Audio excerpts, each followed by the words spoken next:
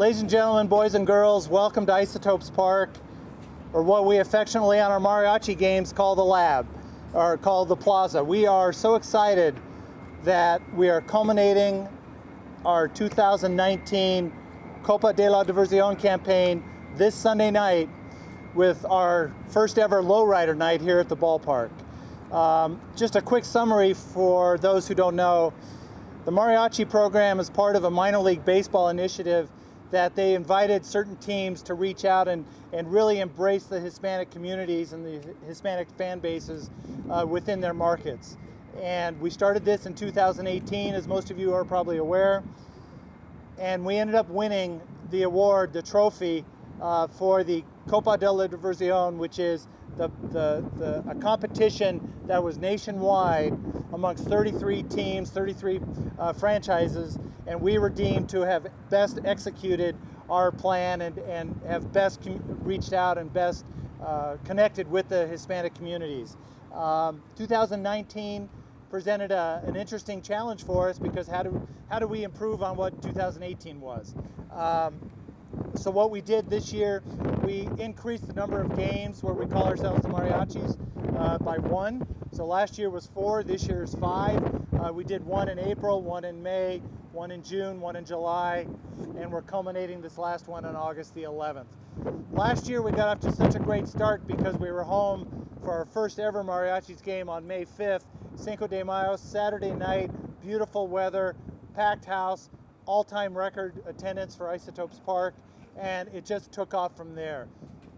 We weren't home on May 5th this year, but the other dates that we've had this promotion at the ballpark have been really phenomenal, and it really picked up where we left off. I actually spoke with somebody in the minor league office yesterday. This year, because of the success of the Copa campaign last year, they increased the number of participating teams from 33 in 2018 to 72 in 2019. And I got kind of the secret wink wink from minor league baseball saying that we are absolutely head and shoulders above all the rest of the markets for our execution of Copa 2019. So this year, as a lot of you know, we ended up changing the logo a little bit. Last year was strictly the red, white, and black color theme. This year we added the turquoise to our color line, and the merchandise sales has been through the roof. We are selling merchandise, Mariachis merchandise, honestly, as well as Isotopes merchandise, not only around the country, but around the world. I think we've ended up selling merchandise over 5 or 6 different countries around the globe, which is really phenomenal. Kevin just brought out the Copa trophy from last year that we won, and we're hoping to be able to add a second one to that, to our trophy case this year. You can see it's a really impressive trophy, and there's a lot of work from our staff, a lot of partnerships within the community that resulted in us getting this trophy. When we talk about partnerships, this is not one person or one group of people that has resulted in the success of the Copa campaign. Last year we were all in with the Albuquerque Hispano Chamber of Commerce, and they gave us a lot of guidance. We did a lot of focus groups, not only with them but with other groups in town, to say, what do you guys think the mariachi campaign is going to do? And what do you think of the logo and this type of thing? And as Luis can very well attest, the logo was a home run from the get-go. The way that we incorporated turquoise this year has been a home run from the get-go. But this year we needed to expand some of these partnerships. And before we call up Councilor Peña and Councilor SANCHEZ to come up and speak, I want to call somebody up here to the microphone to give us a brief description of something else we're doing this Sunday. His name is Nick Korth. He is the general manager for Spectra Food Services here at Isotopes Park. When I mention the partnerships, it's not just the Isotopes group that's sitting here saying, hey, how can we make these promotions cool? It's also our partners with Spectra Food Services, because the culinary experience at the ball games is something that really sets us apart throughout our normal occurrences as the Isotopes, but when we become the Mariachis, we take it to a whole new level. So Nick, if you want to step forward and kind of describe what we have going on this Sunday. Thank you, John. As we all know, with baseball, the culinary experience is equally important. And we always love getting involved with these nights, and this Lowrider night is no different. We are doing some tater tot nachos this mariachi game, and we've got these really cool Lowrider cars that we are serving them out of. We're also doing a taco special with chicharrones. We are very excited, and we think that people will absolutely enjoy them. We need to go out and get some more cars because we think they're gonna do so well. That's all I got. Do you want to talk about where they're going to be available?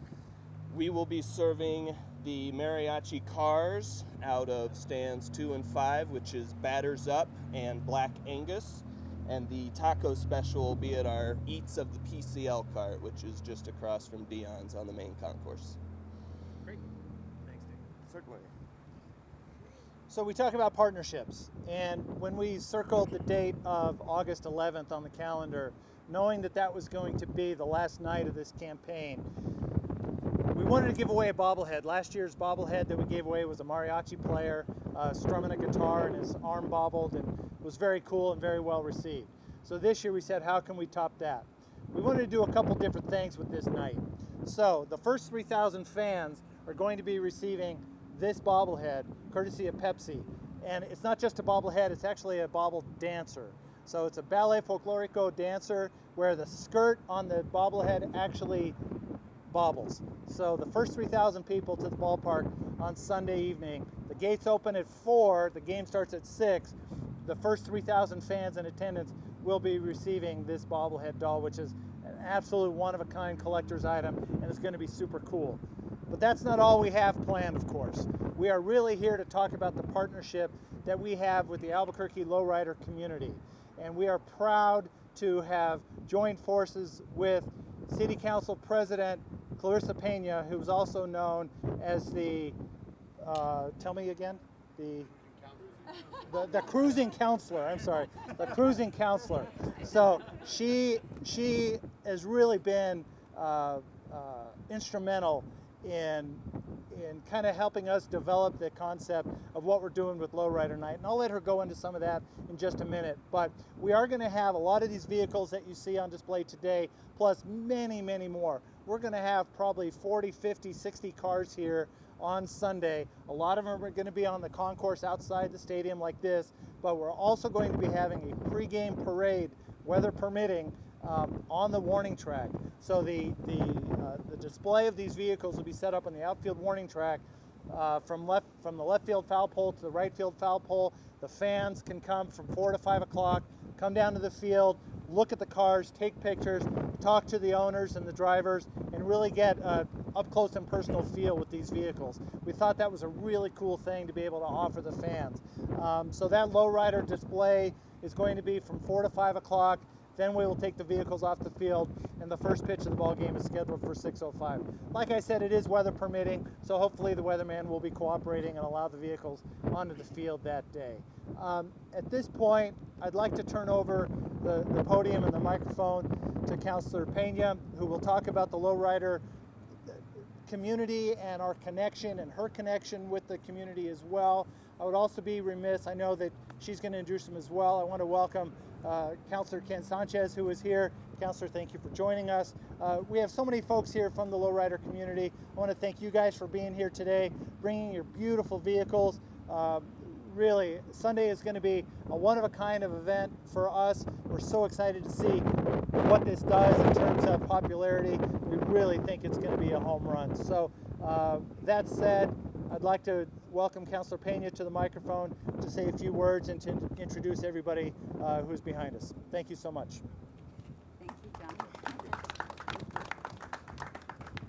Thank you, John. Thank you, John. I really appreciate this partnership. You know, I really want to start too and just say that, you know, everything that John's talked about on happening on Sunday evening here at the park is going to be pretty phenomenal. And then we have some added bonuses that I'll talk about in just a second. But when he does talk about the partnerships, I just want to say, I first and foremost want to, give kudos to the guy here behind the iPod, Mr. Luis Hernandez. He's really been instrumental in helping us to organize this. He's actually the one that got me involved, him and John, when they started talking about the possibility of having Lowrider Night here. It popped into their head that they should include me, so I really appreciate that. We also have the partnerships with all the lowrider community. You know, they've as a result of us repealing the ordinance, I think it was last year. You know, really people have began to embrace and really absorb the wonderful traditions and culture and pride of the lowrider community. And seeing folks like the Albuquerque Isotopes embrace them and really bring them as to be part of the community and part of what we're doing here, I think is really key and important as we move forward as a city.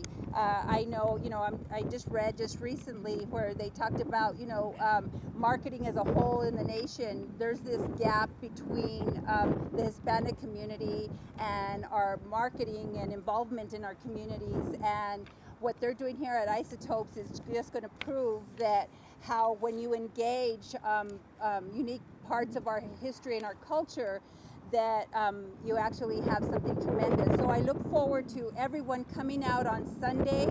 The game starts at 6:05, but they're actually going to be out here earlier. It's going to at 4 o'clock. We'll have the car show out here on the concourse, and there'll be some extra festivities as part of that. And so we look forward to seeing everyone here, and hopefully we have a sellout game. I actually want to talk briefly. I think I'll go ahead and introduce Councilor Sanchez, and then I will talk briefly about our APD Lowrider Leadership Program. After I introduce Councilor Sanchez, I really want to thank him. He's a tremendous partner on City Council, and when we do these things, we do it together, and I think this is going to be phenomenal. And I think he took it really serious when I asked him to be here for the press conference. He came in his Mad Dogs. So welcome up, Councilor Councilor Sanchez. Thank you, Councilor Peña. I came in my Mad Dogs today. We had a City Council meeting last night that went on until 12:15 this morning. My eyes were red when I woke up, but I had my eyes dilated this morning, so that's why I've got these dark sunglasses. But I didn't want to miss this, because I personally want to thank John Traub and his team for acknowledging and recognizing the culture in our community and our city. And the lowriders that are here today, I mean, they've invested a tremendous amount of money in their vehicles, and they're going to be here this Sunday to show those amazing vehicles off. So the best place to be this coming Sunday at 4:30 is right here at Isotopes Park. I mean, we're going to have a great ball game. The Isotopes will be now the Mariachis. I was at a couple of the games last year, and this year on that night they have mariachis playing music. It's just a very festive place to be. You're going to have a great baseball game.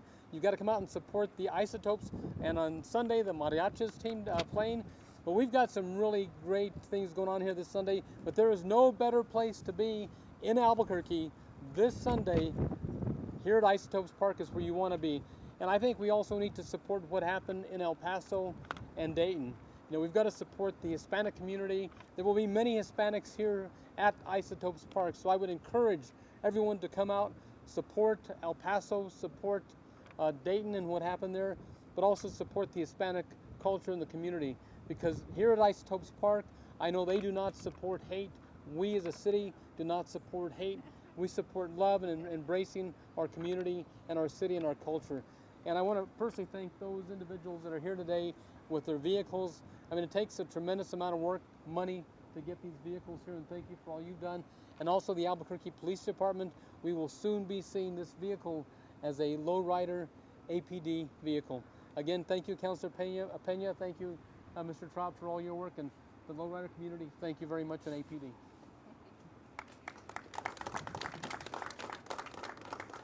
Thank you, Councilor Sanchez. I was going to actually end with that. I just really wanted to say, because of some of the what happened in El Paso and in Dayton, that it really was a Hispanic community, Latin, Chicano, whatever you want to call us, community that was targeted. And I just really wanted people to come out on Sunday and really pay in memoriam of the people who lost their lives to this tragic occurrence. But with that, I just actually want to also talk about, another partnership that we have, and this is an added bonus to what we're going to be doing here on Sunday, is that, we've been partnering with APD and its PRT team, which is a community-based policing model in our community. And through this effort, they're just doing a phenomenal job with kind of the targeted responses. I really give these guys kudos as to where they're really creating the format for even future community policing models, not only here in Albuquerque, but I really believe throughout the nation. And one of the things they did when they seen how everybody really is, embracing the lowrider community, and they wanted to bridge that gap between them and the lowrider community, and they actually came to me with the concept of redoing a old police vehicle and transforming it into a lowrider, and partnering and mentoring with our youth to accomplish this. So I thought it was a phenomenal idea. This last budget cycle, we're able to get some money allocated to do that, and I think this is just really going to be phenomenal. And I actually want to ask Commander Espinosa and Sergeant Middleton to come up and talk about it briefly. And I just really want to introduce, before they do that, I want to introduce the team: Stella Candelaria, Gabe Candelaria, Josh. I mean, these guys are really passionate, and we actually are going to have they're going to have a survey that evening, which they will talk about, but we're also going to preview a video of the upcoming transformation. So with that, Commander and Sergeant Middleton. Thank you. First off, like the councilors mentioned, I want to send my thoughts and prayers and condolences to the families and the people in El Paso, Texas, and in Dayton, Ohio. We send our love and prayers out to you all, and hopefully things will turn around for the better here in the not too distant future. Like Councilor Peña said, Gabe Candelaria actually came up with the idea of transforming one of our old Crown Victorias into a lowrider. And they came to me, Sergeant Middleton, they all came to me, tried to figure out how we could get this project done. So we hit up our local councilor, Councilor Peña, to run this idea by her, and she loved it, she ran with it, and it's gonna be turning into a huge community project. I'll let Sergeant Middleton explain the details on it, but we wanna get the youth involved, we wanna get the citizens involved. We're gonna have a vote for the color concept here at the Isotopes Park. But we want to get everybody involved in this, in the build of this, because it's a community vehicle, it's not just APD's vehicle. So I'll turn it over to Sergeant Middleton. Good afternoon. Thank you guys for being here. I just first want to say that the way this came about is I challenged my officers a way to bridge a gap, to better get with the community in different ways, and to just be able to intermingle in a different way. And Officer Candelaria came up to me with the idea of actually building a lowrider vehicle. And the idea at first, I was like, I don't know, a police vehicle, lowrider vehicle, that just doesn't mix. And he said, that's how you bridge a gap, is you mix things that normally don't mix. And we presented it, and then the idea it's taken fire. There's been a few Facebook hits on it of the little commercial we've done to show what we're doing. And the idea of it, when we met with some of the local car clubs, they're loving the idea. And it gives us a chance to talk to people who normally just don't think you could just have a normal conversation with an officer, that you only have to talk to us when there's something going on wrong in your life. And we're trying to change that perception. And there's no better way than to do it with a lowrider, because being born and raised here, lowriders are always something that, growing up you used to look at and think were the coolest things ever. And hopefully one day kids are going to look at our police lowrider vehicle and think it's the coolest thing ever. The way we're going to do it is by involving the community in every step of the way. we're not just going to present to you a car and say, hey, this is your lowrider car. What do you think? It's going to be you guys telling us how to do this. We are having a vote for the color. The vote is going to be Sunday. So we need you to come out to the Isotopes so you can vote for the color scheme. We have 3 different color schemes that we're going to go with, which are the classical colors that you've seen with APD, and you get to vote which one you think is the favorite one. And then we're going to take that style and we're going to get with a local artist, and they're going to turn that into their own flavor to turn it into an actual lowrider police vehicle. It's going to still have the same emergency equipment markings on it, with the emergency lights on it, the sirens, the police on the side, but it's going to have its own lowrider flavor. And we are also meeting with local community members to actually have it worked on, of getting hydraulics put on it, getting a sound system put in it, just to name a few things that we're doing to it. And all of this is going to be input from people who actually deal with it on a daily basis. But more than just paying somebody to just say, hey, make this car look good, is the working with our youth. For me, it was big to bridge that gap with the youth community, to actually work hand in hand with police officers to actually rebuild this car. We want to be inside the local schools on maybe working on brakes, a tire change, just different things like that, so the kids actually have a way to get involved with this. They're going to learn how the hydraulic system works, get to put their hands on the vehicle, maybe help us change the oil. This vehicle is the community's vehicle, and we want the community to help take care of it in no better way than to work with our youth hand in hand. So I can go on forever with this. That's just kind of wanted to give you an idea. Please come visit us at the booth on Sunday. And just another thing that I think is really important too, is we are actually donating, the hood of the car is going to be donated to a local high school student to use as a canvas for a mural. And the way to get kids interested is we are going to have a $5,000 scholarship to the winner of the contest. There's going to be information provided on it, but on October 18th is when the actual murals are going to be turned in, and then we're going to get with a local airbrush artist to put it on it. So not only do they get to have their art permanently displayed on the lowrider police car, but they're going to get a $5,000 scholarship, which is huge, and that's going to be for any registered high school student. And that's a big thing. Having a high school student myself, it gets them motivated to be involved with community members. So can't think of anything else. Okay. Thank you very much. Thank you.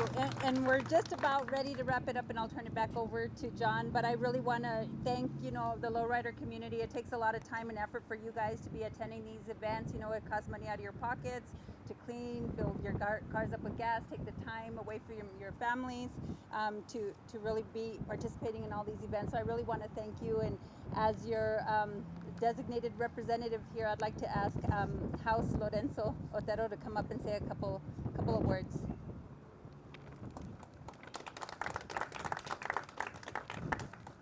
Councilor Peña, lowrider community, Albuquerque Isotopes, the Mariachis, baseball, lowriders, food, family, fun.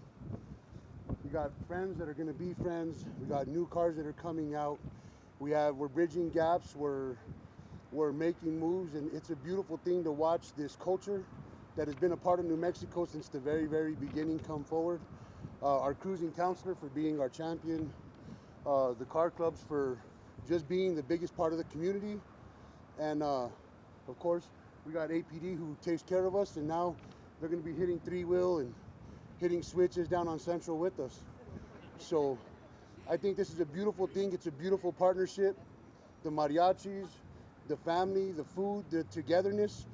Always remember that unity will keep the world going round. If you can come together and we can all just work together as a team and just be one, there's nothing that we can't accomplish. Albuquerque strong, and keep in mind that all of our people in El Paso, Texas that went through that horrific thing, just because of hate, that's the thing about bridging gaps. Without hate, with the absence of hate, you have togetherness. So let's try to do that. We love you, El Paso. So I will end my portion with just to also say I just really want to thank Dylan, Kevin, Charisse, Julian. Julian did the video that you all are going to see on Sunday. You know, everyone for putting all this together. I really appreciate your time and dedication to this. And as I was saying that I was going to end it with what Councilor Sanchez stated, you know, I just hope that, you know, because of the hatred that was spewed out of our neighbors in El Paso, that I really would like a call to action for people to come in memoriam of the people that were tragically killed in El Paso. So with that, I will end it, and I'll just say that, John, I think you're phenomenal. I love that you're partnering with the community. I think what you've done with the mariachis is just fantastic, and you deserve a lot of credit for what you do. Thank you, Councilor Peña, and you know, I'd love to take the credit, but it's Dylan, it's Kevin, it's our entire staff, it's Andrew, it's our retail folks.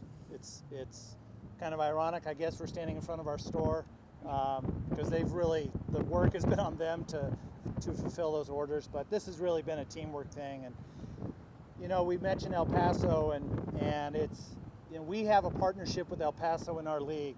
The Chihuahua franchise is right in the middle of the recovery process in El Paso, and we've already been in communication with that club to see if there's something we can do. We are working already. We don't have details yet, and we will announce it when it's done. But in addition to a moment of silence that we're certainly going to do tomorrow for El Paso and Dayton, Dayton is also a minor league baseball city.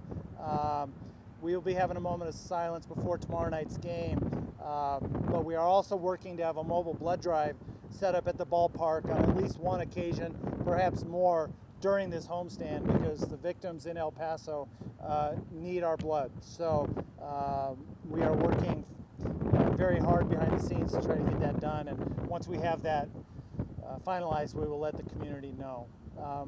Again, we talk about partnership.